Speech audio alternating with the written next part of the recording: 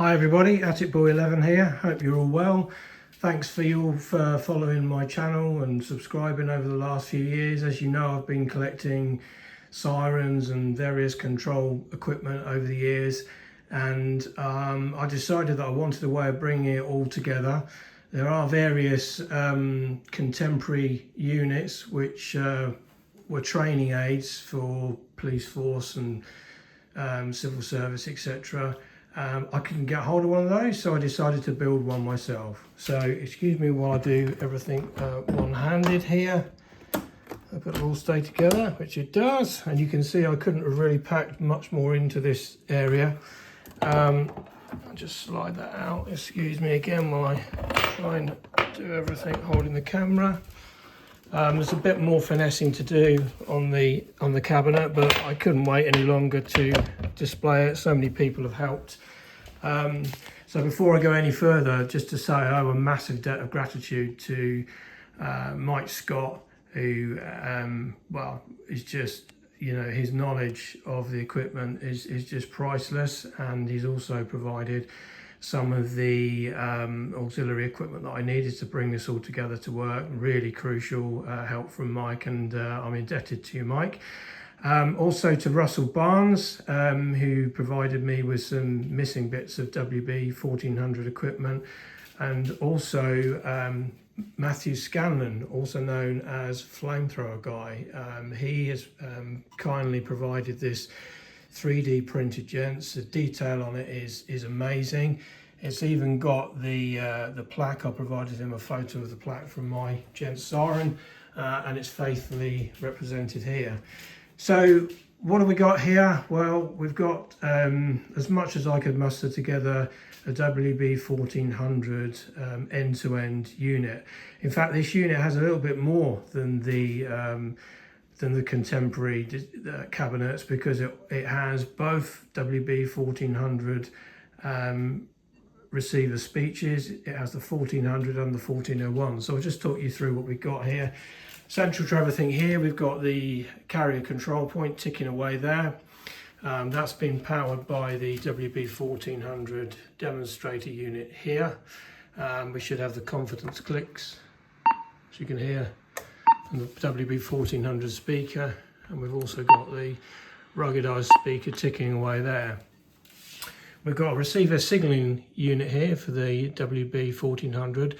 That's going to trigger the siren display light here, plus these various other sirens I've got here. We've also got the WB 1400 receiver speech and the WB 1401. Sorry if I mentioned that already.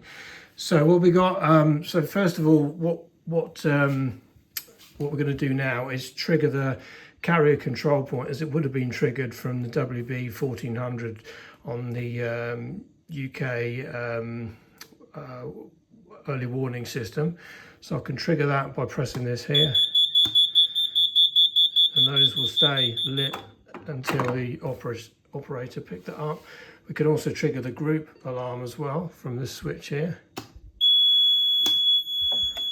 and obviously this switch also works.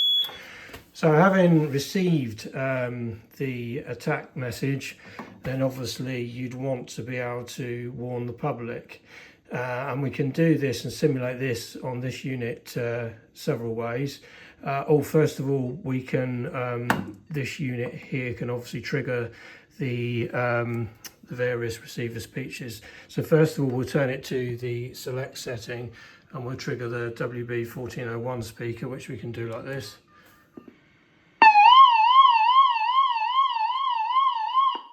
Cancel that sequence.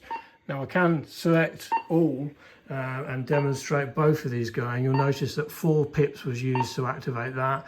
This one will activate after 8 pips, which I can do like this.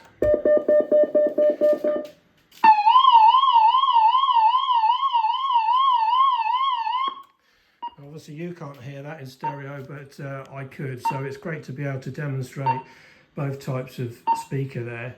So we'll just let those pips die down, and I'll talk about the rest of the cabinet.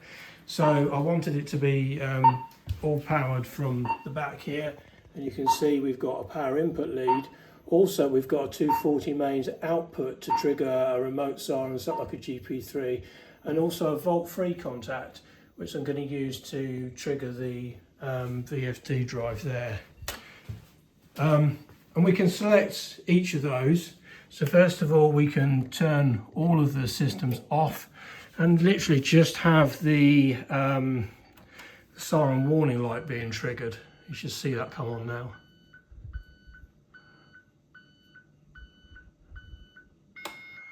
So there we go, that's just the siren warning light being triggered by this carrier control point.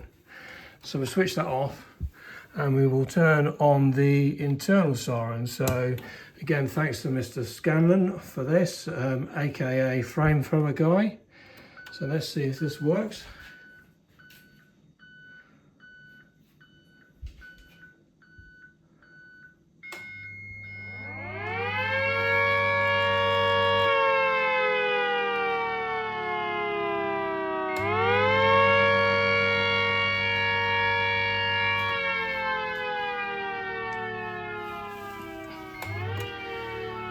So we'll cancel that sequence. I've not got a 240 volt remote siren connected at the moment. I thought we'll keep things fairly simple.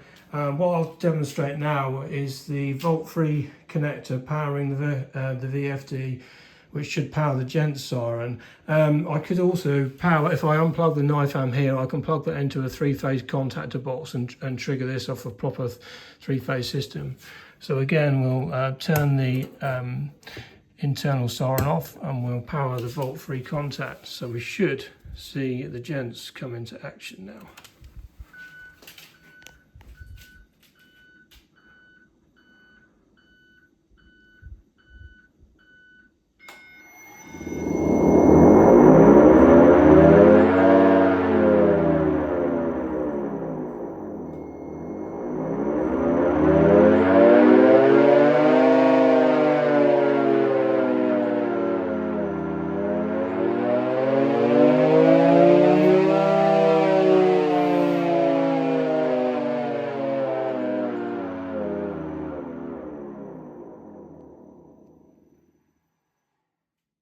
See that the gent's winding down on the inverter is a bit stuttery, but on 3-phase it's absolutely fine. So yeah, I don't think could have really packed much more into this display, and thanks for watching, and hopefully see you at an event that I might take you to. Cheers, bye.